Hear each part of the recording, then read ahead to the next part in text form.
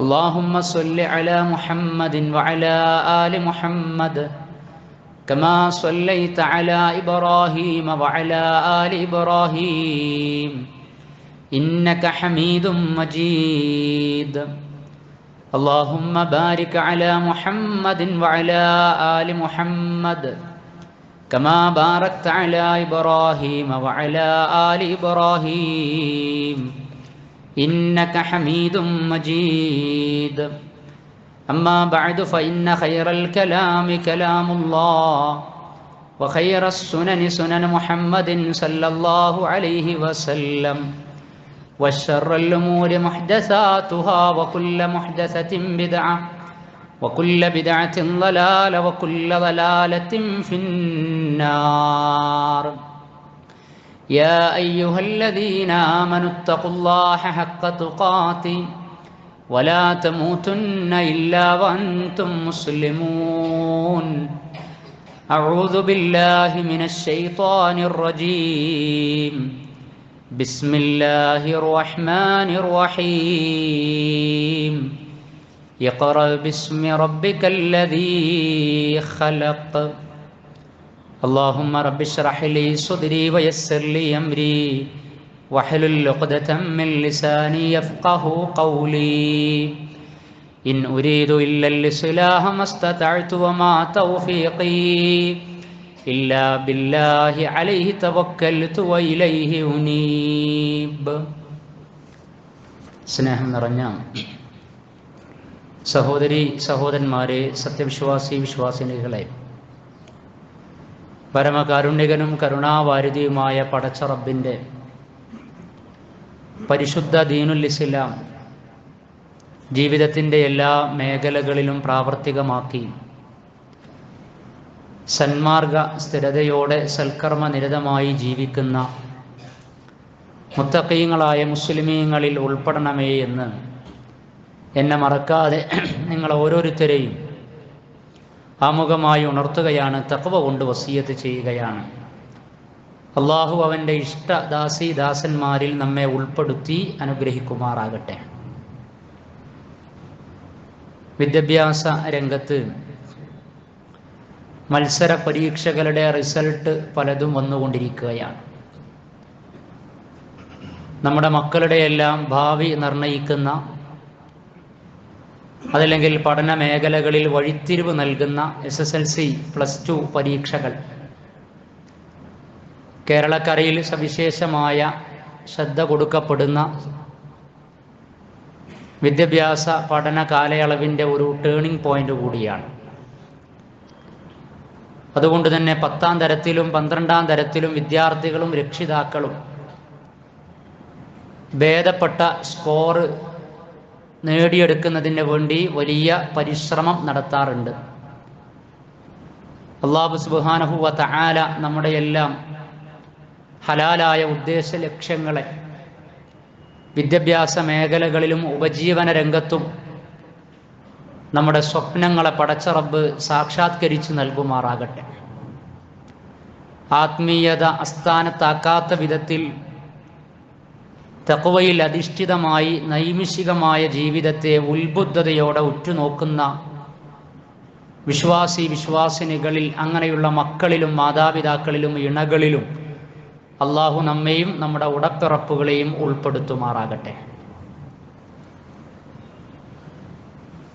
ഏതൊരു റിസൾട്ട് കടന്നു വരുമ്പോഴും അതിനതിൻ്റെ 2 ഭാഗങ്ങളുണ്ടാകും, അല്ലെങ്കിൽ 2 വിഭാഗങ്ങളുണ്ടാകും. ഒന്ന്, നല്ല സ്കോറൊക്കെ അച്ചീവ് ചെയ്തുകൊണ്ട് ആ ഒരർത്ഥത്തിൽ സന്തോഷഭരിതമായി മുന്നോട്ട് പോകുന്ന, അങ്ങനെ ആഹ്ലാദം സാമൂഹിക മാധ്യമങ്ങളിലും കുടുംബങ്ങളിലും സുഹൃത്തുക്കളിലും അതേപോലെ തന്നെ സാമൂഹിക ഇടങ്ങളിലും ഇനി വിദ്യാഭ്യാസ കലാലയ സ്കൂൾ രംഗങ്ങളിലുമൊക്കെ അഭിമാനത്തോടെ പങ്കുവെക്കുന്നവർ. മറ്റൊരു വിഭാഗം എന്ന് പറയുന്നത് എന്തൊക്കെയോ ചില ജീവിതത്തിലെ മുന്നോട്ട് പോക്കിനിടക്ക് പഠിക്കേണ്ടത് പഠിക്കേണ്ട സമയത്ത് പഠിക്കാത്തത് കൊണ്ടോ, അതല്ലെങ്കിൽ ബുദ്ധിപരമായി തന്നെ IQ ഇൻ്റലിജൻ്റ് കോഷ്യൻ്റ് വേണ്ട വിധത്തിൽ ആകാത്തത് കൊണ്ടോ, അതല്ലെങ്കിൽ ലഭിച്ചത് അതാത് സമയത്ത് ഉപയോഗപ്പെടുത്താതെ കൊണ്ടോ, അതല്ലെങ്കിൽ സൗഹൃദങ്ങളിൽ അകപ്പെട്ടതിൻ്റെ പേരിൽ തങ്ങളുടെ വിദ്യാഭ്യാസ നിലവാരം പിന്നാക്കം പോയതിനാലോ, അതുമല്ലെങ്കിൽ കുടുംബ പശ്ചാത്തലങ്ങളിലെ സ്വരച്ചേർച്ചയില്ലായ്മ, പ്രയാസങ്ങൾ, ബന്ധങ്ങളിലുള്ള വിഷയങ്ങൾ, മാതാപിതാക്കളുമായി ബന്ധപ്പെട്ട കാര്യങ്ങൾ, പാരൻറ്റിങ്ങിൽ സംഭവിച്ച വീഴ്ചകൾ, അതിൽ ആത്മീയമായും ഭൗതികമായും വിദ്യാഭ്യാസപരമായും ഗൈഡ് ലൈൻ കൊടുക്കാൻ കപ്പാസിറ്റി രക്ഷിതാക്കൾക്ക് ഇല്ലാതെ വന്നതുകൊണ്ട് ഉണ്ടാകുന്ന വിഷമങ്ങൾ, ഇതൊക്കെ ഈ റിസൾട്ടുകളിൽ നിഴലിക്കും. ഏതായിരുന്നാലും ഇതൊരു പരീക്ഷ മാത്രമാണ്, അതിൻ്റെ റിസൾട്ടാണ്. 10ാം ക്ലാസ്സും പ്ലസ് ടുവും കഴിയാത്ത, ഡിഗ്രിക്കെത്താത്ത, സ്കൂളിൽ പോലും പോകാത്ത പല ആളുകളും ഈ കൊച്ചു ഐഹിക നശ്വര ഭൗതിക ലോകത്ത് ജീവിതത്തിൽ വലിയ വിജയം വരിച്ചവരായി നമുക്ക് കാണുവാൻ കഴിയും. ഒരുപാട് അനുഭവങ്ങൾ നമുക്കൊക്കെ അത്തരത്തിൽ ലഭ്യമാണ്. നമ്മുടെയൊക്കെ സുഹൃത്തുക്കളിലോ കുടുംബങ്ങളിലൊക്കെ അങ്ങനെയുള്ള ആളുകൾ ഉണ്ടാകും. ഒരു ഡിഗ്രിയും PGയും ഒരു SLCയും ഒരു പ്ലസ് ടുവും കഴിഞ്ഞിട്ടില്ല, പക്ഷേ ജീവിതത്തിൽ കച്ചവട രംഗത്തോ മറ്റു മേഖലകളിലോ ഒക്കെ വിജയം വരിച്ചിട്ടുണ്ടാകും. അത് ആ പ്രാക്ടിക്കൽ തലങ്ങളിൽ, പ്രായോഗിക തലങ്ങളിൽ മുന്നേറിയത് കൊണ്ടാണ്. ഏതായിരുന്നാലും ആമുഖമായി സൂചിപ്പിക്കാനുള്ളത്, അതിൽ പരാജയപ്പെട്ട പിന്നാക്കം പോയ ആളുകളെയാണ് ആദ്യം. കാരണം പിന്നാക്കം പോയവരെ കുറിച്ചാണ് നമ്മൾ ആദ്യം ചർച്ച ചെയ്യേണ്ടത്. മഹല്ലുകളിലായിരുന്നാലും നമ്മുടെ കുടുംബങ്ങളിലായിരുന്നാലും അയൽപ്പക്കങ്ങളിലായിരുന്നാലും അവർക്കൊരു സാന്ത്വനവും തലോടലും, തുടർന്നങ്ങോട്ട് ഈ നഷ്ടമൊന്നും നഷ്ടമല്ല എന്നും ഇതൊരു വലിയ ലാഭത്തിലേക്കുള്ള ചുവടുവെപ്പാക്കി മാറ്റണമെന്നും അവരോട് പറയണം. അവർക്കാണ് മോട്ടിവേഷൻ കൊടുക്കേണ്ടത്. ഒന്ന് പിന്നാക്കം പോകുന്നത് വലിയ മുന്നേറ്റത്തിന് വേണ്ടിയാണ് എന്ന് പറയണം. എങ്ങനെയാണ് പിന്നാക്കം പോയത് എന്നതിനെക്കുറിച്ച് വിലയിരുത്തുകയും വേണം. അതിൽ നിന്ന് പാഠം ഉൾക്കൊണ്ട് പരിഹരിച്ച് മുന്നോട്ട് പോകാനുള്ള മനസ്സുണ്ടാകണം. സമയം നഷ്ടപ്പെട്ടിട്ടില്ല എന്നും ഇനിയും ഒരു ആയുഷ്കാലവും ഒരു കാലയളവും സാധ്യതകളും ഉണ്ട് എന്ന് തീർച്ചയായും ബോധ്യപ്പെടുത്തേണ്ടതുണ്ട്. നമ്മൾ അമ്പെയ്യുന്ന സമയത്ത് ഒന്ന് പിന്നോട്ട് വലിച്ചുകൊണ്ടാണ് മുന്നോട്ട് അമ്പെയ്യൽ. ഓടാൻ ട്രാക്കിൽ നിൽക്കുന്ന സമയത്ത് പിന്നിലേക്ക് കാൽ വെച്ചുകൊണ്ട് അതിൽ നിന്ന് എനർജി സംഭരിച്ചുകൊണ്ടാണ് മുന്നിലേക്ക് ഓടൽ എന്ന് പറയുന്നത് പോലെ ഒന്ന് പിന്നാക്കം പോകുന്നത് ചില ഹൈറിന് വേണ്ടിയാണ് എന്ന നിലക്കുള്ള ഒരു പോസിറ്റീവ് സ്ട്രോക്ക് ഗുരുനാഥന്മാരും രക്ഷിതാക്കളും അയൽവാസികളും സുഹൃത്തുക്കളും ഒക്കെ ഇങ്ങനെയുള്ള റിസൾട്ടുകളിൽ, മത്സര പരീക്ഷകളിൽ വേണ്ട നിലവാരം അതിലേക്ക് എത്താൻ സാധിക്കാത്ത ആളുകൾക്ക് കൊടുക്കണം. അതേപോലെ തന്നെ എത്തിയ ആളുകളും നമുക്കറിയാം, അവർ ജീവിതത്തിൽ ഒന്നാകെ അങ്ങ് വിജയിച്ചു എന്നതിന് അർത്ഥമില്ല എന്ന് നമുക്കറിയാവുന്നതാണ്. ഒരു ടേണിംഗ് പോയിന്റിൽ ആ ഒരു അർത്ഥത്തിൽ അവർ വിജയിച്ചിട്ടുണ്ട്. അതാണ് SLCയിൽ ഫുള്ളി A+ നേടുക, പ്ലസ് ടുവിൽ ഫുള്ളി A+ നേടുക, അല്ലെങ്കിൽ A1 നേടുക എന്നൊക്കെ പറയുന്ന സമയത്ത് ആ ഒരർത്ഥത്തിൽ അത് അഭിമാനം തന്നെയാണ്. അവർക്ക് എല്ലാ അർത്ഥത്തിലുമുള്ള ആശംസകൾ അർപ്പിക്കുകയാണ്. പക്ഷേ നമ്മൾ മനസ്സിലാക്കേണ്ടത്, ഞാൻ ആമുഖമായി ഓതി വെച്ച ആയത്ത്, നമ്മളൊരു സ്പിരിച്വൽ കമ്മ്യൂണിറ്റി കൂടിയാണ്, ഒരാത്മീയ സമൂഹം കൂടിയാണ്. ഏതെങ്കിലും ഒരു പ്രത്യേക സമയത്തുള്ള വിജയം മാത്രമല്ല നമ്മുടെ വിജയമെന്നതും, വിജയത്തിൻ്റെ അടിസ്ഥാനം എന്ന് പറയുന്നത് ഇന്നലിൽ മുത്തഖീന മഫാസ, തീർച്ചയായും സൂക്ഷ്മത, ധർമ്മനിഷ്ഠ, മൊറാലിറ്റി അത് കീപ്പ് ചെയ്യുന്ന ആളുകൾക്ക് മാത്രമേ ജീവിതയാത്രകളിൽ വിജയിക്കാൻ സാധിക്കുകയുള്ളൂ എന്ന തിരിച്ചറിഞ്ഞ ആ ഒരു ലിറ്ററസി, ആ ഒരു എഡ്യൂക്കേഷൻ തീർച്ചയായും നമുക്കുണ്ടാകണം. അതുണ്ടാകാതെ പോയി കഴിഞ്ഞാൽ വലിയ നഷ്ടങ്ങൾ സംഭവിക്കുമെന്നതിന് നിരവധി ഉദാഹരണങ്ങളും അനുഭവങ്ങളും നമുക്ക് മുമ്പിലുണ്ട്. ആ ഒരർത്ഥത്തിൽ നോക്കുന്ന സമയത്ത് നമ്മുടെ മക്കൾ ഏതൊക്കെ പരീക്ഷകളിലായിരുന്നാലും അക്കാഡമിക് തലങ്ങളിലായിരുന്നാലും ഒന്ന് പിന്നാക്കം പോയിട്ടുണ്ടെങ്കിൽ, പരാജയപ്പെട്ടിട്ടുണ്ടെങ്കിൽ അതൊന്നുമല്ല യഥാർത്ഥ പരാജയമെന്നും, എന്നാൽ സംഭവിക്കുന്ന യഥാർത്ഥ പരാജയം എന്ന് പറയുന്നത് എന്താണ്? സംഭവിക്കുന്ന പരാജയങ്ങളിൽ ഒന്ന്, നല്ല വിദ്യാഭ്യാസം, നല്ല മാർക്ക് SLCയിലും പ്ലസ് ടുവിലും ഒക്കെ സ്കോർ ചെയ്ത് ആയുർവേദ ഡോക്ടേഴ്സായി, അങ്ങനെ ആ ഡോക്ടർമാർ മലയാളികൾ അരുണാചൽ പ്രദേശിലെത്തി അവിടെ അവർ കൂടോത്രത്തിന്, ബ്ലാക്ക് മാജിക്കിന് വിധേയമാക്കി അതിലൊക്കെ പെട്ട് കൊല്ലപ്പെടുന്ന അവസ്ഥ ഈ കഴിഞ്ഞ മാസങ്ങളിൽ, ആഴ്ചകളിൽ നമ്മൾ വായിക്കുകയുണ്ടായി. അപ്പോൾ വിദ്യാഭ്യാസമുണ്ട്, നല്ല നിലവാരമുണ്ട്, നല്ല കോഴ്സിന് ചേർന്നു, അതുപോലെ തന്നെ അത് ആ മേഖലയിലേക്ക് എത്തിച്ചേർന്നു. പക്ഷേ എന്തുണ്ടായി എന്ന് ചോദിച്ചു കഴിഞ്ഞാൽ ജീവിതത്തിൽ പരാജയപ്പെടുന്ന അവസ്ഥയുണ്ടായി. ഇങ്ങനെ എത്രയോ സംഭവങ്ങൾ നമുക്ക് വായിക്കുവാൻ കഴിയും. രാജസ്ഥാനിൽ കോട്ട എന്ന് പറയുന്ന ഒരു സ്ഥലമുണ്ട്. അവിടെയാണ് ഈ മെഡിക്കൽ, അതേപോലെ തന്നെ എഞ്ചിനീയറിംഗ് മേഖലയിൽ വലിയ സാധ്യതകളും പരിശീലനങ്ങളും ഒക്കെ കൊടുത്തുകൊണ്ടിരിക്കുകയാണ്. ഇടക്കിടക്ക് പത്രത്തിൽ ഞാൻ പ്രത്യേകം ശ്രദ്ധിച്ചിട്ടുണ്ട്, അവിടുന്ന് ചില വിദ്യാർത്ഥികൾ ആത്മഹത്യ ചെയ്യുന്നത് പഠനത്തിൻ്റെ സമ്മർദ്ദം കൊണ്ടാണ്. അത് നമുക്ക് വലിയ പാഠം പകർന്നു നൽകുന്നുണ്ട്. കാരണം നമ്മുടെ മക്കൾ SLC കഴിഞ്ഞു, +2 കഴിഞ്ഞു, ഇനി ഏത് കോഴ്സ് സെലക്ഷൻ നടത്തും, എന്തിനു പഠിപ്പിക്കും? അപ്പോൾ രക്ഷിതാക്കൾ ഇങ്ങനെ വിചാരിക്കുകയാണ്, പാലയിലേക്ക് വിടാം, രാജസ്ഥാനിലേക്ക് വിടാം, അല്ലെങ്കിൽ മാംഗ്ലൂരിലേക്ക് വിടാം, അല്ലെങ്കിൽ നല്ല ട്രെയിനിങ് ലഭിക്കുന്ന കുട്ടികളുടെ കപ്പാസിറ്റി, അവരുടെ അഭിരുചി, ആപ്റ്റിറ്റ്യൂഡ് ഇതൊന്നും തിരിച്ചറിയാത്ത വിധത്തിൽ കൊണ്ടു ചെന്നാക്കി ഒരു കാലയളവിൽ മാതാപിതാക്കൾക്ക് ഒന്നുമില്ലാത്ത കാലത്ത് അവർക്ക് നഷ്ടപ്പെട്ട സ്വപ്നങ്ങളെ വീണ്ടെടുക്കാൻ വേണ്ടിയിട്ട് തുമ്പിയെ കൊണ്ട് കല്ലെടുപ്പിക്കുന്നത് പോലെ എനിക്കേതായാലും ഒരു ഡോക്ടറാകാൻ കഴിഞ്ഞില്ല, ഒരു എഞ്ചിനീയർ ആകാൻ കഴിഞ്ഞില്ല, ഒരു പ്രൊഫഷണലിസ്റ്റ് ആകാൻ എനിക്ക് സാധിച്ചില്ല. എന്നാൽ എൻ്റെ മക്കൾക്കെങ്കിലും അത് ലഭിക്കട്ടെ എന്ന് വിചാരിച്ച്, എന്നാൽ അവരുടെ സ്കില്ല്, അവരുടെ കാലിബർ, അവരുടെ IQ, അവരുടെ സാധ്യത അതൊരു 12 കോളത്തിലോ 10 കോളത്തിലോ ഫുൾ A+ കിട്ടി എന്നതുകൊണ്ട് ഈ പുതിയ കാലത്തിൻ്റെ ചില കോഴ്സുകളെ ഓവർകം ചെയ്യാനും നേടിയെടുക്കാനും അവർക്ക് സാധിച്ചു കൊള്ളണമെന്നില്ല. പ്രത്യേകിച്ച് മനസ്സും ശരീരവും സമന്വയിച്ചിട്ട് തുടർ പഠന മേഖലകളിൽ എത്തിപ്പെടാതിരിക്കുന്നുവെങ്കിൽ അവർ കുട്ടികളോട് കൂടിയാലോചിച്ച് അവരുടെ ഇഷ്ടം ഏതാണ്, അവരുടെ അഭിരുചി ഏതാണ്, അതിനനുസരിച്ച് കൊണ്ടാണ് തീർച്ചയായും തുടർ കോഴ്സുകളൊക്കെ നമ്മൾ സെലക്ഷൻ നടത്തേണ്ടത്. ആ സെലക്ഷൻ നടത്തുന്ന സമയത്ത് തന്നെ ഞാൻ പറഞ്ഞുവല്ലോ, നമ്മൾ ഇസ്ലാമിക് കമ്മ്യൂണിറ്റിയാണ്. നമ്മുടെ മക്കൾക്ക് വെറും SLCയും +2വും തുടർന്ന് ഭൗതിക വിദ്യാഭ്യാസം മാത്രം കിട്ടിയാൽ പോരാ, അത് കിട്ടി അതിൻ്റെ കൂടെ സ്പിരിച്വാലിറ്റി. ഞാൻ ആമുഖമായി ഓതി വെച്ച വിശുദ്ധ ഖുർആനിലെ 96-ാം അധ്യായം സൂറത്തുൽ അലക്കിലെ 1-ാമത്തെ ആയത്തിൽ ഇഖ്റ ബിസ്മി റബ്ബിക്കല്ലദീ ഖലഖ്, സൃഷ്ടിച്ച നാഥന്റെ നാമത്തിൽ വായിക്കുക. അല്ലദീന ആമനു വതത്മഇന്നു ഖുലൂബുഹും ബിദിക്രില്ലാഹ്, അത് സൂറത്തുർ റഅദിലെ അല്ലാഹനെ കുറിച്ച് ആലോചിച്ച് മനസമാധാനം നേടിയെടുക്കുക. ഇന്നമാ യഖ്ഷല്ലാഹ മിൻ ഇബാദിഹിൽ ഉലമാ, പണ്ഡിതന്മാരെന്ന് പറയുന്നത്, ശാസ്ത്രകാരന്മാരെന്ന് പറയുന്നത്, സയന്റിസ്റ്റുകൾ എന്ന് പറയുന്നത്, അറിവ് നേടുന്നവരെന്ന് പറയുന്നത്, അവരുടെ അടയാളവും വിശേഷണവും അല്ലാഹു സുബ്ഹാനഹു വ തആലയെ കുറിച്ചുള്ള ബോധ്യത്തിന്റെ അടിസ്ഥാനത്തിൽ ജീവിതത്തെ നല്ല വഴിക്ക് നിലനിർത്തുന്നവരാണ് എന്നാണ്. അതാണ് വിദ്യാഭ്യാസം കൊണ്ട് കിട്ടേണ്ടത്. അതിൽ ആത്മീയതയെന്നോ ഭൗതികതയെന്നോ രണ്ട് ഡിവൈഡൊന്നും കൊടുക്കേണ്ട ആവശ്യമില്ല. പടച്ച റബ്ബിലേക്ക് എത്തിക്കുന്ന ഏതും, അത് ബയോളജി ആകട്ടെ, സുവോളജി ആകട്ടെ, കെമിസ്ട്രി ആകട്ടെ, കൊമേഴ്സ് ആകട്ടെ, അക്കൗണ്ടിങ് ആകട്ടെ, അക്കൗണ്ടിങ് ഒക്കെ വിശുദ്ധ ഖുർആൻ ചർച്ച ചെയ്ത വളരെ പ്രധാനപ്പെട്ട വൺ ഓഫ് ദ മെയിൻ ടോപ്പിക്കാണ്. കാരണം ഖുർആനിലെ ഏറ്റവും വലിയ ആയത്ത് എന്ന് പറയുന്നത് 2-ാം അധ്യായം സൂറത്തുൽ ബഖറയിലെ 282-ാമത്തെ ആയത്താണ്. ആ ആയത്ത് സാമ്പത്തിക ഇടപാടിനെ കുറിച്ചാണ്. ആയത്തുദ്ദൈനാൻ, സാമ്പത്തിക ഇടപാടാണ്. കൊമേഴ്സും അക്കൗണ്ടിങ്ങും എന്നൊക്കെ പറയുന്നത് അത് എഴുതി വെക്കണമെന്നും സമയം നിശ്ചയിക്കണമെന്നും സാക്ഷികൾ ഉണ്ടാകണമെന്നും എവിഡൻസ് ഉണ്ടാകണമെന്നും അതിന് ചില നയനിലപാടുകൾ ഉണ്ട് എന്ന് പഠിപ്പിക്കുമ്പോൾ അതിൻ്റെ ഒരു ആധുനിക വേർഷൻസും രൂപവും ഒക്കെയാണ് നമ്മുടെ മക്കൾ പല കോഴ്സുകളായി പഠിച്ചുകൊണ്ടിരിക്കുന്നത്.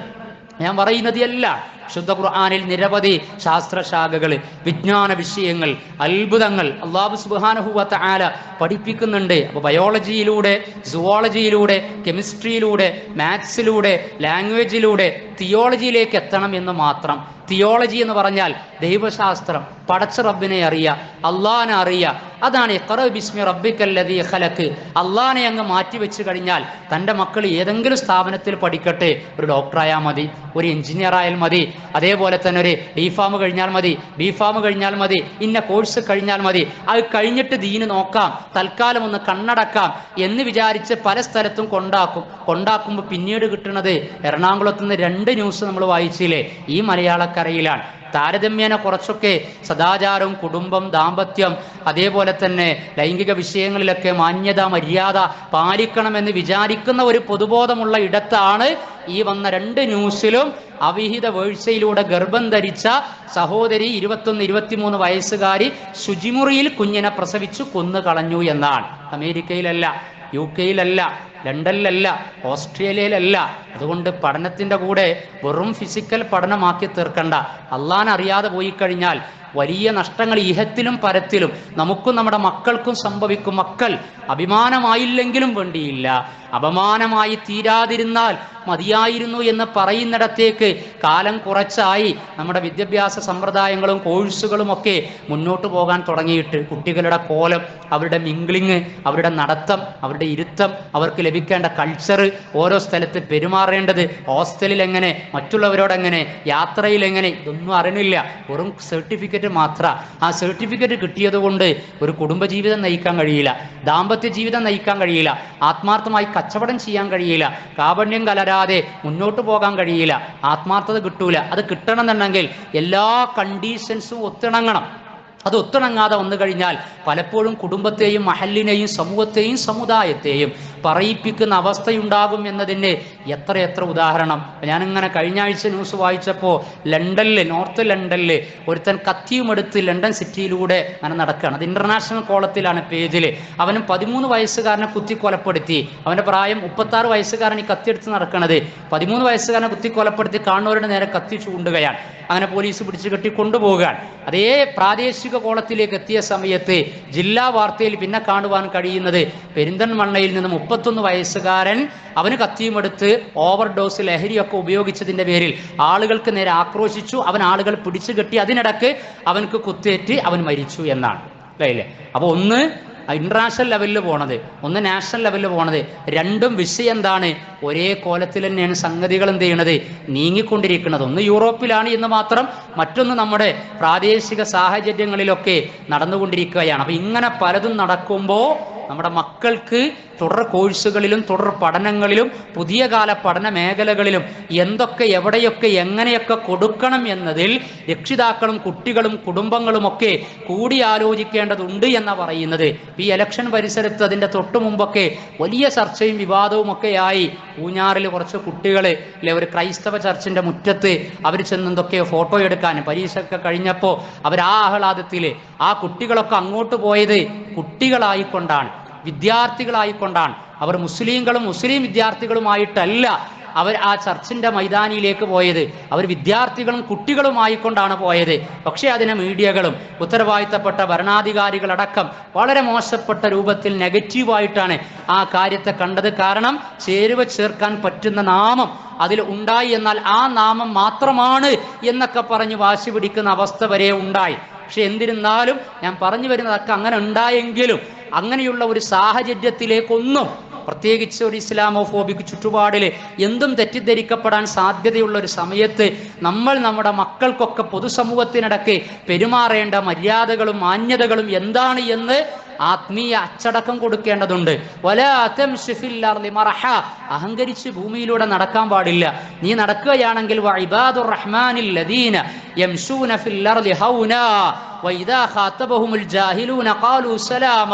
വിനയത്തോടെ വിവേകത്തോടെ ആയിരിക്കണം നീ ക്യാമ്പസിലായാലും പൊതു ഇടങ്ങളിലായിരുന്നാലും സോഷ്യൽ മീഡിയയിലായിരുന്നാലും നീ ജീവിക്കേണ്ടത്, കമന്റ് എഴുതേണ്ടത്, സഞ്ചരിക്കേണ്ടത്, നിൽക്കേണ്ടത്, സെൽഫി എടുക്കേണ്ടത്, പെരുമാറേണ്ടത്.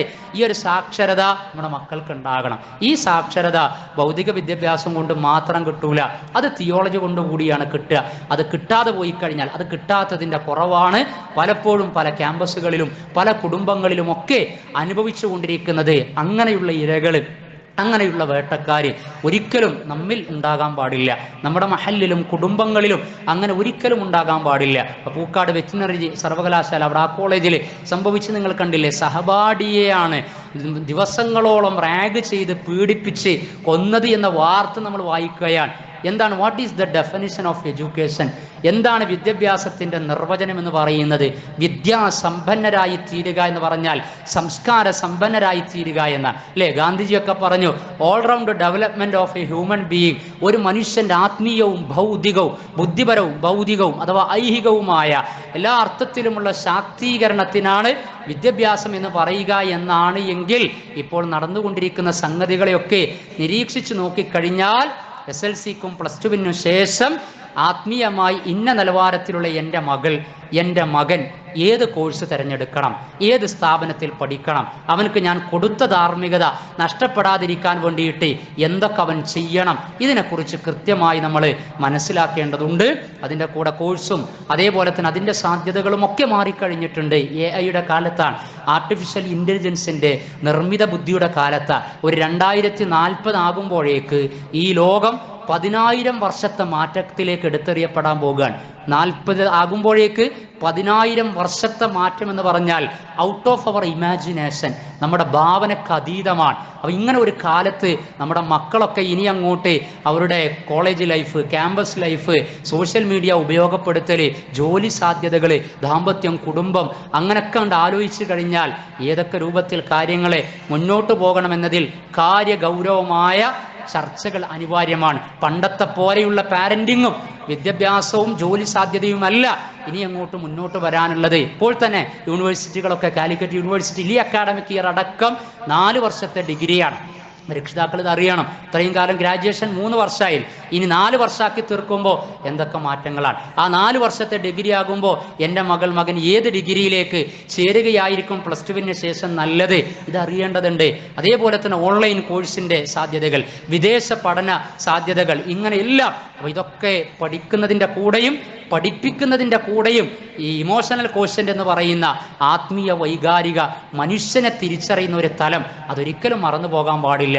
അത് മറന്നുപോയി കഴിഞ്ഞാൽ അയൽപ്പക്കത്തെ 70-80 വയസ്സുള്ള ഐദ്രോസ് മുസ്ലിയാരും ഉമ്മുകുൽസി ബീവിയും മരണപ്പെട്ടിട്ട് 2 ആഴ്ച പിന്നിട്ട് ജീർണിച്ച മൃതദേഹം വാരിയെടുത്ത് കൊണ്ടുവരേണ്ട ഗതികേട് നമ്മുടെയൊക്കെ മഹലിലും സാമൂഹിക ചുറ്റുപാടിലും ഉണ്ടായിത്തീരും. അതുകൊണ്ട് വിദ്യാഭ്യാസത്തിൻ്റെ നിർവചനം അല്ലാഹു സുബ്ഹാനഹു വ തആലയെക്കുറിച്ചുള്ള ഉത്ബോധനത്തിലേക്ക് എത്തിച്ചേരണം. കണ്ണാലല്ല, അകക്കണ്ണിൻ്റെ വെളിച്ചം കൊണ്ടേ കാണാവൂ. കണ്ണുകൊണ്ട് മാത്രം കണ്ടതുകൊണ്ട് ഈ കാലം കഴിച്ചുകൂട്ടി കാരുണ്യബോധത്തോടെയും മാന്യമായും ഐഹികക്ഷേമവും പരലോകമോക്ഷവും നേടിയെടുക്കാൻ പറ്റുന്ന വിധത്തിലേക്ക് കൊണ്ടുപോകാൻ സാധ്യമല്ല.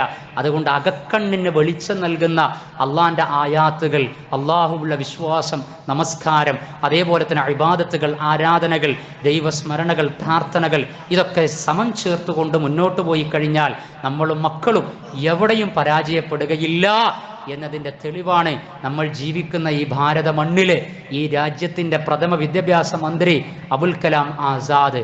ആധുനിക കാലത്ത് അതല്ലെങ്കിൽ ഇന്ത്യയിലെ UGCയും അതേപോലെയുള്ള നിരവധി വിദ്യാഭ്യാസ സംഭാവനകൾ നൽകിയ മഹാനായ മനുഷ്യൻ, ഒരു മഹാപണ്ഡിതൻ. ഇസ്ലാമിക് സ്വത്വവും ഐഡന്റിറ്റിയും മക്കൾക്ക് സ്വത്തല്ല കൊടുക്കേണ്ടത്, സ്വത്തിൻ്റെ കൂടെ സ്വത്വബോധം കൂടി കൊടുക്കണമെന്ന വലിയ മെസ്സേജാണ് അബുൽ കലാം ആസാദൊക്കെ പകർന്നു തന്നിട്ടുള്ളത്.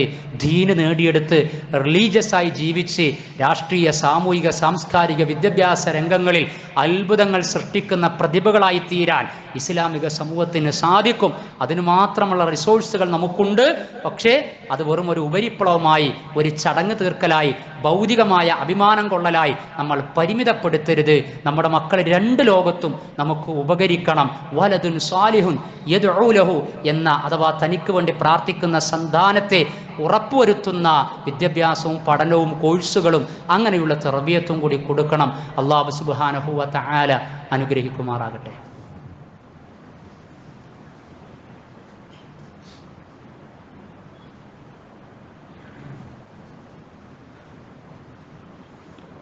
الحمد لله حمدا كثيرا طيبا مباركا فيه كما يحب ربنا ويرضى واشهد ان لا اله الا الله وحده لا شريك له واشهد ان محمدا عبده ورسوله صلى الله على نبينا محمد وعلى اله وصحبه ومن تبعهم باحسان الى يوم الدين. സ്നേഹം നിറഞ്ഞ വിശ്വാസിനികളെ, അല്ലാഹുവിൻ്റെ ദീനീ വിധിവിലക്കുകളെ ജീവിതത്തിൻ്റെ എല്ലാ സമയ സന്ദർഭങ്ങളിലും ആത്മാർത്ഥമായി ആത്മസംസ്കരണവും അതിജീവനവും ആത്മവിശുദ്ധിയും സൗഭാഗ്യവും ആഗ്രഹിച്ചുകൊണ്ട് പ്രയോഗവൽക്കരിക്കുന്ന ഉത്ബുദ്ധരിൽ ഉൾപ്പെടണമേ എന്ന് രണ്ടാമതൊരിക്കൽ കൂടി എന്നെയും നിങ്ങളെയും ഉണർത്തുകയാണ്. അള്ളാഹു നമ്മെ അനുഗ്രഹിക്കുമാറാകട്ടെ. വിശുദ്ധ ഖുർആനിലെ 2-ാം അധ്യായം സൂറത്തുൽ ബഖറയിലെ 197-ാമത്തെ ആയത്തിൽ അൽ ഹജ്ജ് അശ്ഹുറും മഅലൂമാത്ത്, ഹജ്ജ് എന്ന് പറയുന്നത് അറിയപ്പെട്ട മാസങ്ങളിലാകുന്നു. ശവ്വാല്, ദുൽഖഅദ, ദുൽഹജ്ജ്, ഹജ്ജിൻ്റെ മാസങ്ങളിലൂടെയാണ് നമ്മൾ നീങ്ങിക്കൊണ്ടിരിക്കുന്നത്, ജീവിച്ചുകൊണ്ടിരിക്കുന്നത്. ഹജ്ജിന് വേണ്ടിയുള്ള ഒരുക്കങ്ങൾ, അതിനുവേണ്ട യാത്രാ ക്രമീകരണങ്ങൾ, സ്വീകാര്യോഗ്യമായ ഹജ്ജ് നിർവഹിക്കാൻ വേണ്ടിയിട്ടുള്ള പഠന ക്ലാസ്സുകളൊക്കെയായി നമ്മുടെ കുടുംബങ്ങളിൽ നിന്നും, നമ്മുടെ മാതാപിതാക്കളിൽ നിന്നും, അയൽവാസികളിൽ നിന്നും, അതേപോലെ തന്നെ സുഹൃത്തുക്കളിൽ നിന്നുമൊക്കെ ഹജ്ജിന് സെലക്ഷൻ കിട്ടുകയോ അതല്ലെങ്കിൽ ഹജ്ജിന് വേണ്ടിയിട്ട് പ്രത്യേകമായി ഒരുങ്ങുകയോ ഒക്കെ ചെയ്ത ആളുകൾ അവർ ഈ കാര്യങ്ങളിലേക്കൊക്കെ ശ്രദ്ധ പതിപ്പിച്ച് മുന്നോട്ട് പോയിക്കൊണ്ടിരിക്കുകയാണ്. അപ്പോൾ ഈ സമയത്ത് നമ്മൾ പ്രത്യേകം ശ്രദ്ധിക്കേണ്ടത്, ഹജ്ജിൻ്റെ യാത്ര ആദ്യമായി ഭൂമിയിൽ എടുക്കപ്പെട്ട കഅബ, അവ്വലു ബൈത്തിൻ വുദിഅ ലിന്നാസി ലല്ലദീ ബിബക്ക, ബക്കയിലുള്ള കഅബയാണ് അള്ളാഹനെ ആരാധിക്കാൻ വേണ്ടി ആദ്യമായി എടുക്കപ്പെട്ട ഭവനം. ആ ഭവനത്തെ ഒരു നോക്ക് കാണാനും അവിടെയുള്ള വിവിധ കർമ്മങ്ങളുടെ സംഗമമായി തീരുന്ന പരിശുദ്ധ ഹജ്ജ് കർമ്മം നിർവഹിക്കാനും വേണ്ടിയുള്ള തയ്യാറെടുപ്പുകൾ നടത്തിക്കൊണ്ടിരിക്കുകയാണ്. അപ്പോൾ ഹജ്ജിനെ കുറിച്ച് പഠിക്കുകയാണ്. അപ്പോൾ ഹജ്ജിനെ കുറിച്ച് പഠിക്കുന്ന ആളുകൾ, പോകുന്ന ആളുകൾ ഹജ്ജ് കർമ്മം നിർവഹിക്കേണ്ടത് ഒരു അരമണിക്കൂർ കൊണ്ട് പഠിച്ചു തീർക്കാവുന്നതേ ഉള്ളൂ. കാരണം ഹജ്ജ് എന്ന് പറയുന്നത് 10-40 ദിവസമൊക്കെ യാത്രയും മറ്റുള്ള കാര്യങ്ങളുമൊക്കെയായി എടുക്കുമെങ്കിലും ഹജ്ജ് ദുൽഹജ്ജ് മാസത്തിലെ ദുൽഹജ്ജ് 8, 9, 10 അയ്യാമത്ത് ശരീക്ക്, ദുൽഹജ്ജ് 10-ന് ശേഷമുള്ള 3 ദിനങ്ങൾ, 6 ദിനങ്ങൾക്കുള്ളിലായിട്ട് ഹജ്ജ് കർമ്മം നിർവഹിക്കാൻ കഴിയും. ദുൽഹജ്ജ് 8 യൗമു തർവിയ, 9 യൗമു അറഫ, ദുൽഹജ്ജ് 10 യൗമു നഹർ, അയ്യാമത്ത് ശരീക്ക്. ഇതാണ് ഹജ്ജിൻ്റെ ദിനങ്ങൾ എന്ന് പറയുന്നത്. അപ്പോൾ അതൊരു അരമണിക്കൂർ കൊണ്ട് മനസ്സിലാക്കാനും പഠിച്ചെടുക്കാനും കഴിയും. പക്ഷേ ഇന്നത് ഹജ്ജല്ല, ഇന്നത് ഹജ്ജുമായി ബന്ധപ്പെട്ടതല്ല. അത് അനാചാരത്തിലേക്ക് എത്തിക്കും, അത് അതിശയോക്തിയിലേക്ക് എത്തിക്കും, അത് ഇല്ലാത്തതിലേക്ക് എത്തിക്കും എന്നതൊക്കെ പഠിപ്പിച്ചു കൊടുക്കാനാണ് പിന്നീട് മണിക്കൂറുകൾ ആവശ്യം വരുന്നത്. അപ്പം നേരെ ചൊവ്വയെ പഠിച്ച് ചിന്തിച്ച് ഹജ്ജ് കർമ്മം നിർവഹിക്കാൻ ഉദ്ദേശിച്ചു കഴിഞ്ഞാൽ വലിയ പ്രതിഫലം വാഗ്ദാനം ചെയ്യപ്പെട്ട ഇല്ലൽ ജന്ന, സ്വർഗമാണ് അതിനുള്ളത്. പിറന്നു വീണ കുഞ്ഞിൻ്റെ, ഒരു മനുഷ്യൻ അവൻ്റെ ആദിമ വിശുദ്ധിയിലേക്ക്, കുല്ലു വലദിൻ യൂലദു അലൽ ഫിത്റാ, ഈ ദുനിയാവിൽ ഒരു മനുഷ്യൻ ആത്മീയമായി ഇസ്ലാമികമായി ജീവിച്ച് മരിച്ചു പോകുന്നതിനിടക്ക് എല്ലാം അനുകൂലമായി കഴിഞ്ഞാൽ, ആരോഗ്യം, സമ്പത്ത്, സാങ്കേതികം, യാത്ര സൗകര്യങ്ങളൊക്കെ അനുകൂലമായി കഴിഞ്ഞാൽ, പഞ്ചസ്തംഭങ്ങളിൽ 5-മതായ ഹജ്ജ് കൂടി അങ്ങ് നിർവഹിച്ചു കഴിഞ്ഞാൽ പിറന്നു വീണ കുഞ്ഞിന് സമാനമാണ്. ഒരു കുഞ്ഞ് ജനിച്ചാൽ ആ ദിവസത്തെ ആ കുഞ്ഞിൻ്റെ മനസ്സിൻ്റെ നൈർമല്യം, അതാണ് ഒരു ഹജ്ജ് കർമ്മം നിർവഹിച്ച ഒരു മുഅ്മിനിന്, ഒരു മുഅ്മിനത്തിന്, ഒരു ഹാജിക്ക് ലഭിക്കുന്നത്. ഇതാണ് കിട്ടുന്നത്. അല്ലാതെ പേരിൻ്റെ തലക്ക് വാലായിട്ട് ഹാജി എന്ന് കിട്ടതല്ല, മറിച്ച് ഇതാണ് കിട്ടൽ. അപ്പം ഹജ്ജിന് നിയ്യത്താക്കി അതിൻ്റെ ഒരുക്കം നടത്തുന്നവരൊക്കെ ഈ ഒരു ഗൗരവം തിരിച്ചറിയണം. ഹജ്ജ് ഒരു ഗോൾഡൻ ചാൻസാണ്. ഇസ്ലാമിക് സ്പിരിച്വൽ ലൈഫിലെ ഗോൾഡൻ ചാൻസാണ് ഹജ്ജ് എന്ന് പറയുന്നത്. ഹജ്ജ് കൂടി അങ്ങ് നിർവഹിച്ചു കഴിഞ്ഞാൽ എൻ്റെ ഇസ്ലാം പൂർണ്ണമായി. ഷഹാദത്ത്, നമസ്കാരം, സക്കാത്ത്, നോമ്പ്, ഹജ്ജ്, പഞ്ചസ്തംഭങ്ങളിൽ 5 ഞാൻ പൂർത്തിയാക്കി എന്നൊരു ചാരിതാർത്ഥ്യമുണ്ടാകും. അതിങ്ങനെ ഭൗതികമായിട്ടുള്ള ഏതെങ്കിലും കാര്യങ്ങൾ വെച്ചുകൊണ്ടല്ല, വലിയ മാമാങ്കങ്ങളും യാത്രയപ്പുകളും കാര്യങ്ങളും ഒക്കെയായി, അല്ലേ? ആരെങ്കിലൊക്കെ തൊട്ടടുത്ത് പിന്നെ വളരെ ബന്ധപ്പെട്ട കുടുംബങ്ങൾ, അയൽവാസികളൊക്കെ ഉണ്ടെങ്കിൽ ഒരു യാത്ര എന്നതുകൊണ്ട് യാത്ര പറയാം, അല്ലാതെ ഹജ്ജിനൊരു യാത്രയപ്പില്ല. മനസ്സിലായില്ലേ? ഹജ്ജിന് യാത്രയപ്പ്, നിസ്കരിക്കാൻ ഞാൻ പോവാന്ന് പറഞ്ഞിട്ട് ആരെയും അറിയിക്കേണ്ട ആവശ്യമില്ല. നോമ്പ്, സക്കാത്ത്, ഇതൊക്കെ അങ്ങനെ ആ സമയത്ത് നിർവഹിക്കേണ്ടതാ. ഹജ്ജിനും ഈ പറഞ്ഞ പോലെ തന്നെ മനിസ്തതാ ഇലൈഹി സബീലാ, ഹജ്ജ് നിർവഹിക്കാനുള്ള കാര്യങ്ങളും ഘടകങ്ങളൊക്കെ ഒത്തിണങ്ങിക്കഴിഞ്ഞാൽ പിന്നെ ഹജ്ജിന് പോവലാണ്. പിന്നെ അതൊരു സുദീർഘമായ യാത്രയായതുകൊണ്ട് ആളുകളൊന്ന് അറിയിക്കുക എന്നുള്ള, ഞാനിങ്ങനെ പോകുകയാണ് എന്ന് പറഞ്ഞ് പ്രാർത്ഥനയിൽ ഉൾപ്പെടുത്തണം. അവരും നമ്മളോട് പറയും, നിങ്ങളും ഈ നാടിനു വേണ്ടി, ഈ രാജ്യത്തിനു വേണ്ടി, എൻ്റെ ഭാര്യയുടെ അസുഖത്തിൻ്റെ വിഷയത്തിൽ, എൻ്റെ മക്കളുടെ ഭാവിയുടെ വിഷയത്തിൽ, എൻ്റെ അസുഖ വിഷയത്തിൽ, ഉപജീവന കാര്യത്തിൽ ആ അറഫയിൽ വെച്ച് നിങ്ങളും എന്നെ, കുടുംബത്തെ പ്രാർത്ഥനയിൽ ഉൾപ്പെടുത്തണമെന്ന് പറഞ്ഞാൽ ആ ഹജ്ജ് ഉദ്ദേശിക്കുന്നവൻ അതൊക്കെ നോട്ട് ചെയ്ത് വെച്ച് പ്രാർത്ഥനയ്ക്ക് പ്രത്യേകമായി ഉത്തരം ലഭിക്കുന്ന സ്ഥലത്ത് വെച്ച് ഓർമ്മിച്ചെടുത്ത് അതൊക്കെ പ്രാർത്ഥിച്ചാൽ അതൊക്കെ ഈ ഉമ്മത്തിനും പല അവശരായ ആളുകൾക്കും പ്രാർത്ഥന ആഗ്രഹിക്കുന്നവർക്കുമൊക്കെ വലിയ ഖൈറായി തീരും. ബാക്കിയുള്ളവർ അതാ ചെയ്യേണ്ടത്. നിങ്ങളുടെ ഹജ്ജ് സ്വീകാര്യോഗ്യമായ, മഖബൂലും മബ്രൂറുമായ ഹജ്ജ് നിർവഹിക്കാനുള്ള ആരോഗ്യം, അതിനുള്ള ഹിദായത്ത്, അതിനുള്ള പ്രാമാണിക ബോധം അല്ലാഹു സുബ്ഹാനഹു വ തആല നിങ്ങൾക്ക് നൽകട്ടെ എന്ന് നമ്മളും പ്രാർത്ഥനയിൽ ഉൾപ്പെടുത്തുക. അത് ഞാൻ വീട്ടിൽ പോയിട്ട് ഉച്ചനേരത്ത് ഒരു ബിരിയാണി കഴിച്ച് പ്രാർത്ഥിച്ചാലേ ശരിയാകൂ എന്നിടത്തേക്ക് കൗമെത്താൻ പാടില്ല. മനസ്സിലായില്ലേ? അങ്ങനെ എത്താൻ പാടില്ല. അതേപോലെ തന്നെ സ്വീകരിച്ച ആൾ ഓള് വന്നില്ല, അല്ലെങ്കിൽ അവർ വന്നില്ല, എന്നോടെന്തോ പിണക്കമുണ്ട് എന്ന് ഈ ഹാജിയും അതിനുവേണ്ടി ഒരുക്കം നടത്തുന്നവരും വിചാരിക്കാൻ പാടില്ല. അതൊക്കെ ഒരു ഓപ്ഷൻ മാത്രമാണ്.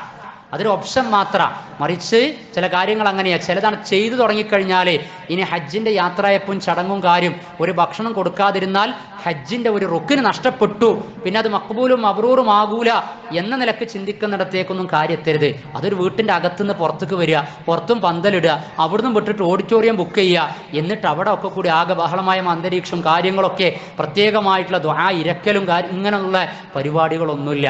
ആളെ കൂട്ടുക, ഇലാ ഹളറത്തി അൽ ഫാത്തിഹ ഇതൊക്കെ പറഞ്ഞു ഇതൊന്നുമില്ല. ഹജ്ജ് എന്ന് പറഞ്ഞാൽ ആ ഉദ്ദേശിക്കുന്ന ആള് തസവ്വദു ഫഇന്ന ഖൈറ സാദി തഖ്വാ, നിങ്ങൾ വിഭവങ്ങളൊക്കെ ശേഖരിക്കണം, യാത്രാ സാമഗ്രികളും സാധനങ്ങളൊക്കെ നിങ്ങൾ സ്വരുക്കൂട്ടണം, പറയേണ്ടവരോടൊക്കെ അത് പറയണം. അങ്ങനെ നിങ്ങൾ ശേഖരിക്കുമ്പോൾ ഫഇന്ന ഖൈറ സാദി തഖ്വാ, ശേഖരിക്കുന്ന വിഭവത്തിൽ ഉന്നതമായത് തഖ്വയാണ്, ധർമ്മനിഷ്ഠയാണ്. അത് നിങ്ങൾ നേടിയെടുത്ത് അങ്ങോട്ട് ചെന്നാൽ മതി. കാരണം ആഫ്രിക്കയിൽ നിന്നും യൂറോപ്പിൽ നിന്നും വടക്കേ അമേരിക്കയിൽ നിന്നും തെക്കേ അമേരിക്കയിൽ നിന്നും ഏഷ്യയിൽ നിന്നും അതേപോലെ ഓസ്ട്രേലിയയിൽ നിന്നൊക്കെ ലക്ഷക്കണക്കിന് ആളുകൾ സംഗമിക്കാൻ പോകുകയാണ്. ആഗോള ഇസ്ലാമിക സമൂഹത്തിൻ്റെ സംഗമ സ്ഥലത്തേക്കാണ് ആ പോകുന്നത്. ദ റോഡ് ടു മക്ക എന്ന പുസ്തകത്തിൽ എഴുതപ്പെട്ടതുപോലെ, മുഹമ്മദ് അസദ് എഴുതിയതുപോലെ വലിയ ഒരു അനുഭൂതിയിലേക്കാണ് ആ പോകാനിരിക്കുന്നത്. പക്ഷേ ആ അനുഭൂതി ലഭിക്കണമെങ്കിൽ വലിയ സാഹസം വേണം. അവിടെ ജനലക്ഷങ്ങൾ കൂടിച്ചേരാണ്. സുബ്ർ വേണം, ക്ഷമ വേണം, അക്ഷമനാകാൻ പാടില്ല, റഫസും ഫുസൂക്കും വരാൻ പാടില്ല, സംയമനം പാലിക്കണം. അപ്പോൾ ഇതിനൊക്കെ ഉള്ള തഖ്വ നേടിയിട്ടാണ് അങ്ങോട്ട് പോകേണ്ടത്. അതല്ലാതെ ഈ ശേഖരിക്കുന്നതിൽ അങ്ങനെ അരിയും അതേപോലെ തന്നെ തേങ്ങയും മറ്റുള്ള ഭൗതിക സാധനങ്ങളൊക്കെ ഒരുക്കി വെച്ച് അവസാനം ഒറിജിനലായി ഖുർആനിൽ പറഞ്ഞ തഖ്വ സംഭരിച്ചു വെക്കാതെ പോകുന്നൊരവസ്ഥ ഉണ്ടാകാൻ പാടില്ല. അതേപോലെ തന്നെ തൗഹീദാണ് ഹജ്ജിന്റെ സന്ദേശം എന്ന് പറയുന്നത്. വേറെ ചില ആളുകളൊക്കെ ചില അമീറന്മാരുടെ നേതൃത്വത്തിൽ ചെറിയ ചെറിയ ഹജ്ജ് ചെയ്യാൻ ഷോർട്ടായിട്ട്, അതെന്താ ഹജ്ജ്, പോണ വഴിക്ക് കരിപ്പൂരിലേക്ക് പോകുകയാണെങ്കിൽ അല്ലെങ്കിൽ എറണാകുളത്തേക്ക് പോകുകയാണെങ്കിൽ കണ്ണൂരിലേക്ക് പോകുകയാണെങ്കിൽ എയർപോർട്ടിലേക്കൊക്കെ പോകുന്ന വഴിക്കുള്ള ജാറങ്ങളിലേക്കൊക്കെ കയറുക. ലബ്ബൈക് അല്ലാഹുമ്മ ലബ്ബൈക് ലബ്ബൈക ലാ ശരീക ലക ലബ്ബൈക്, അള്ളാന്റെ വിളിക്ക് ഉത്തരം നൽകിയിട്ട് അള്ളാന്റെ വജഹ് ഉദ്ദേശിച്ച് ഹജ്ജ് എന്ന പദത്തിന്റെ അർത്ഥം തന്നെ അൽ ഖസ്ദ്, അള്ളാനെ ഉദ്ദേശിക്കുക എന്നതാണ്. എന്നിട്ട് പോകുന്നത് ഷെയ്ഖിന്റെ പള്ളിയിലേക്കാണ്, പൊന്നാനി മുനമ്പത്ത് വീട് അടുത്തേക്കാണ്, അതേപോലെ തന്നെ പുതിയങ്ങാടി ജാറത്തിലേക്കാണ്, അതേപോലെ തന്നെ കാസർഗോഡ് ഉപ്പളയിലെ ജാറങ്ങളിലേക്ക്, CM മക്കാമിലേക്ക്. എന്നിട്ട് അവിടെ റൗണ്ട് അടിച്ച് ഒരു 25 കിലോമീറ്റർ എക്സ്ട്രാ സഞ്ചരിച്ച് ഇന്ധനവും സമയവും സന്മാർഗവും തൗഹീദൊക്കെ ദുർബലമാക്കി തീർത്ത് എന്നിട്ട് ഹജ്ജിന് വേണ്ടി പോവുക. ഇങ്ങനെയുള്ള പല പരിപാടികളും ഇതിനിടക്ക് നടന്നുകൊണ്ടിരിക്കുന്നുണ്ട്. നമ്മൾ ശ്രദ്ധിക്കുക, തൗഹീദ് അല്ലാഹു സുബ്ഹാനഹു വ തആലയോട് മാത്രം ലക്ഷ്യം വെച്ചുകൊണ്ട് അവന്റെ വജഹ് ഉദ്ദേശിച്ചുകൊണ്ട് അവനിലേക്കുള്ള യാത്രയാണ് ഹജ്ജ് എന്ന് പറയുന്നത്. അതേപോലെ തന്നെ ഹജ്ജുമായി ബന്ധപ്പെട്ടുകൊണ്ട് അതിൻ്റെ പ്രാമാണികമായ രൂപം പഠിച്ചെടുക്കണം. ഒരുപാട് ക്ലാസ്സുകളിൽ പങ്കെടുക്കും, കൺഫ്യൂഷൻ ആകും, പിന്നെ എങ്ങനെ ചെയ്യാൻ. പ്രവാചകൻ പറഞ്ഞു, ഖുദു അന്നി മനാസിക്കക്കും, നിങ്ങൾ എന്നിൽ നിന്ന് ഹജ്ജിന്റെ ചര്യ പഠിക്കണം എന്നാണ്. അപ്പോൾ ഹദീസിൽ പറഞ്ഞതും ആയത്തുകളിൽ പറഞ്ഞതും പഠിച്ചെടുക്കാം, അത് നിർവഹിച്ചാൽ മതി. ഇതാണ് ഹജ്ജ് എന്ന് പറഞ്ഞാൽ പ്രവാചകൻ പഠിപ്പിച്ച രൂപത്തിൽ. അതല്ലാതെ പല ട്രൂപ്പുകളും ഒരു ഇമോഷൻസ് ഉണ്ടാക്കാൻ വേണ്ടിയിട്ട് വീട്ടിൽ നിന്ന് ഇറങ്ങുമ്പോൾ തന്നെ തൽബിയത്ത് ചൊല്ലുക, മീഖാത്തിലെത്തിന് ശേഷം അതേപോലെ തന്നെ എന്ത് ചെയ്യുക, ആ വസ്ത്രം ധരിപ്പിക്കുക, ഇങ്ങനൊക്കെ അതൊക്കെ ആളുകളെ ആകർഷിപ്പിക്കാൻ ഇന്ന ട്രൂപ്പ് കണ്ടില്ലേ, അവർ ആ വീട്ടിൽ നിന്ന് ഇറങ്ങുമ്പോൾ തന്നെ ഇന്ന രൂപത്തിലാണ് എന്ന്. അപ്പോൾ ഏതൊക്കെ എവിടെയൊക്കെ എങ്ങനെയൊക്കെ ചൊല്ലണം, ഏതൊക്കെയാണ് പിന്നെ ചൊല്ലേണ്ട ആവശ്യമില്ലാത്തത്, എവിടേക്കാണ് ഭക്തി കാണിക്കേണ്ടത്, എവിടൊക്കെയാണ് നമസ്കരിക്കേണ്ടത്, ഇതൊക്കെ അറിയണം. വീട്ടിൽ നിന്ന് പുറപ്പെടുമ്പോൾ ഒരു നമസ്കാരം, അങ്ങനെ നമസ്കാരമില്ല, ചിലയില്ലേ, പുറപ്പെടുമ്പോൾ ഒരു നമസ്കാരമില്ല. ഇതൊക്കെ അറിയണം, ലളിതമായ സംഗതിയാണ്. അറിയാത്തതിൻ്റെ പേരിൽ ഇല്ലാത്ത അതിശയോക്തിയുള്ളതും അനാചാരമുള്ളതും ഇല്ലാത്തതുമായ കാര്യങ്ങൾ ഈ മേഖലയിൽ നിർവഹിക്കപ്പെടുന്നുണ്ട്. അതുകൊണ്ട് ഹജ്ജിന് വേണ്ടി ഒരുങ്ങുന്ന സമയത്ത് ഈ കാര്യങ്ങളൊക്കെ ശ്രദ്ധിക്കുക. പിന്നെ യാത്രയാക്കുന്നവരൊക്കെ എല്ലാവർക്കും ഈ ഒരു നിയ്യത്ത് ഉണ്ടാകണം, മരിച്ചു പിരിയുന്നതിന് മുമ്പേ ഒരു ഹജ്ജ് കർമ്മം കൂടി നിർവഹിക്കണമെന്ന്. അല്ലാഹു സുബ്ഹാനഹു വ തആല തൗഫീഖ് പ്രദാനം ചെയ്യുമാറാകട്ടെ. ഹജ്ജ് ലക്ഷ്യം വെച്ച് ലോകത്തിൻ്റെ വിവിധ ഭാഗങ്ങളിൽ നിന്ന് കഅബയിലേക്ക് ഒഴുകാനിരിക്കുകയാണ് ജനലക്ഷങ്ങൾ. അള്ളാഹു എല്ലാ അർത്ഥത്തിലുമുള്ള തൗഫീഖ് പ്രദാനം ചെയ്യുമാറാകട്ടെ. സമാധാനപൂർണമായി ഈ വർഷത്തെ ഹജ്ജ് കർമ്മം നിർവഹിക്കപ്പെടാനുള്ള എല്ലാ അനുഗ്രഹങ്ങളും നാഥൻ ചൊരിയുമാറാകട്ടെ. നമ്മിൽ നിന്ന് വേണ്ടപ്പെട്ടവരുടെ ഹജ്ജ് കർമ്മം അള്ളാഹു സുബ്ഹാനഹു വ തആല അതിനെ മഖ്ബൂലായി മബ്റൂറായി നിർവഹിക്കുവാനുള്ള തൗഫീഖ് പ്രദാനം ചെയ്യുമാറാകട്ടെ, അറിവ് നൽകുമാറാകട്ടെ. അള്ളാഹു നമ്മുടെ എല്ലാ നല്ല ഉദ്ദേശങ്ങളെയും സഫലമാക്കി തരുമാറാകട്ടെ. അറിവില്ലായ്മ കൊണ്ട് സംഭവിക്കുന്ന അപാകതകളെ നാഥൻ പുറത്തു പുറത്തു മാപ്പാക്കി തരുമാറാകട്ടെ. അള്ളാഹു നമ്മുടെ ഉമ്മത്തിനെ വിദ്യാഭ്യാസപരമായും സാംസ്കാരികമായും സാമൂഹികമായും രാഷ്ട്രീയമായും ധാർമ്മികമായും സദാചാരപരമായും ഇസ്സത്തുള്ള ഉമ്മത്തായി നിലനിർത്തുമാറാകട്ടെ. അള്ളാഹു നമ്മിലെ പീഡിത ജനവിഭാഗങ്ങൾക്ക് അതിജീവനം നൽകുമാറാകട്ടെ. ഗസയടക്കമുള്ളവർക്ക് അള്ളാഹു തുറവി നൽകുമാറാകട്ടെ. അവിടുന്ന് കൊല്ലപ്പെട്ടവർക്ക് അള്ളാഹു ഷഹാദത്ത് നൽകുമാറാകട്ടെ. പൊടുന്നനെയുള്ള വേർപാടുകളിൽ നിന്നും അതേ അപകടങ്ങളിൽ നിന്നും മാറാ രോഗങ്ങളിൽ നിന്നും അള്ളാഹു നമ്മെ കാത്ത് രക്ഷിക്കുമാറാകട്ടെ. മരണപ്പെട്ടവർക്ക് മഗ്ഫിറത്ത് നൽകുമാറാകട്ടെ. കഴിഞ്ഞ റമളാനിലെ തറാവീഹ് നമസ്കാരത്തിന് നേതൃത്വം കൊടുത്തിരുന്ന മുസ്തഫ മൗലവിയുടെ മാതാവ് ഇന്നലെ മരണപ്പെട്ടു. അള്ളാഹു സുബ്ഹാനഹു വ തആല പാപമോചനവും കാരുണ്യവും നൽകി ആത്മീയ ബർസഖിയായ ലോകത്ത് സ്വർഗത്തിന്റെ അനുഭൂതി നൽകുമാറാകട്ടെ. അള്ളാഹു നമ്മുടെ കുടുംബങ്ങളിൽ നിന്നും വേണ്ടപ്പെട്ടവരിൽ നിന്നും ഇതിനകം മരണപ്പെട്ടവർക്ക് മഗ്ഫിറത്ത് നൽകുമാറാകട്ടെ. രോഗത്തിന് ചികിത്സ തേടിക്കൊണ്ടിരിക്കുന്നവർക്ക് ആശ്വാസവും ശമനവും നൽകുമാറാകട്ടെ. അല്ലാഹുമ്മ ഗ്ഫിർ ലിൽ മുഅ്മിനീന വൽ മുഅ്മിനാത്ത് വൽ മുസ്ലിമീന വൽ മുസ്ലിമാത്ത്